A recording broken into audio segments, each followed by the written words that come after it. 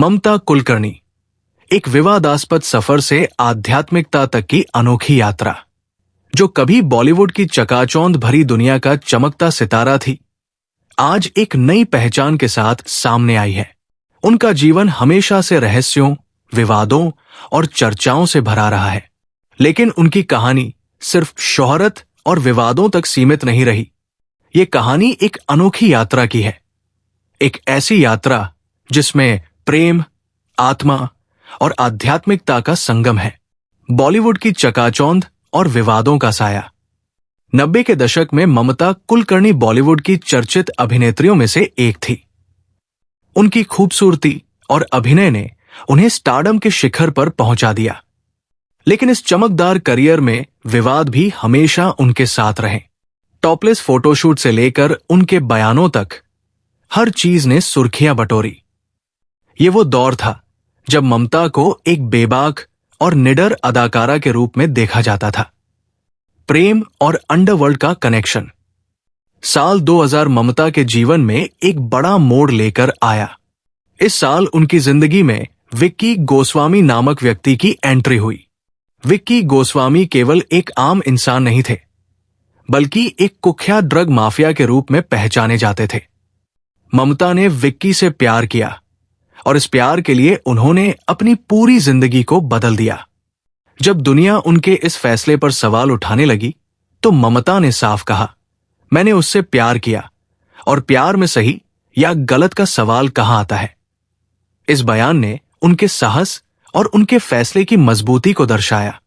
2013 में ममता ने विक्की से दुबई में शादी कर ली और बॉलीवुड को हमेशा के लिए अलविदा कह दिया।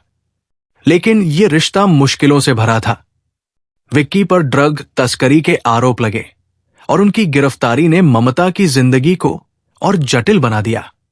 इन परिस्थितियों ने ममता को तोड़ने की कोशिश की, लेकिन उनके अंदर का साहस और आत्मा की आवाज उन्हें एक नई दिशा में ले गई। आध्यात्मिकता की ओर कदम। कहते हैं, जब जीवन बार बार आपको गिराता है, तो ये आपकी आत्मा से संवाद करने की कोशिश करता है। ममता ने अपने भीतर की इस आवाज को सुना।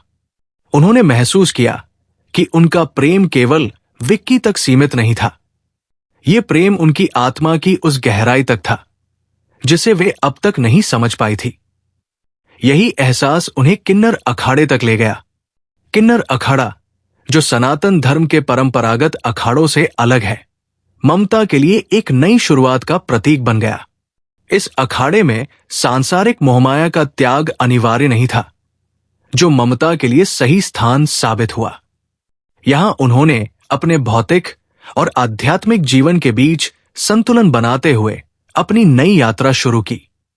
महामंडलेश्वर का गौरवपूर्ण पद। किन्नर अखाड़े में अपनी यात्रा के दौरान ममता कुलकर्णी ने कई आध्यात्मिक आयामों को अपनाया। उनकी साधना और समर्पण के परिणाम स्वरूप उन्हें महामंडलेश्वर का पद दिया गया। यह पद न केवल उनके साहस और संघर्ष का प्रतीक है, बल्कि उनके नए जीवन के उद्देश्य को भी दर्शाता है। अब ममता केवल एक अभिनेत्री नहीं रही, वे एक प्रेरणा बन चुकी है उन सभी के लिए जो जीवन में बदलाव और आत्मा की खोज के सफर पर निकलने से डरते हैं। एक नई शुरुआत की मिसाल। ममता कुलकर्णी की ये यात्रा हमें सिखाती है कि जीवन में हर बाधा, हर मुश्किल और हर बदलाव एक नई शुरुआत का संकेत हो सकता है। उनका साहस और आत्मा की पुकार को सुनने का निर्णय उन्हें एक नई पहचान की ओर ले गया। ये कहानी सिर्फ प्रेम, विवाद और संघर्ष की नहीं है, बल्कि आत्मा और दिल की गहराई को पहचानने की भी है। ये कहानी है खुद को खोजने की, अपनी सच्चाई को स्वीकारने की और जीवन में एक नया अध्याय शुरू करने की।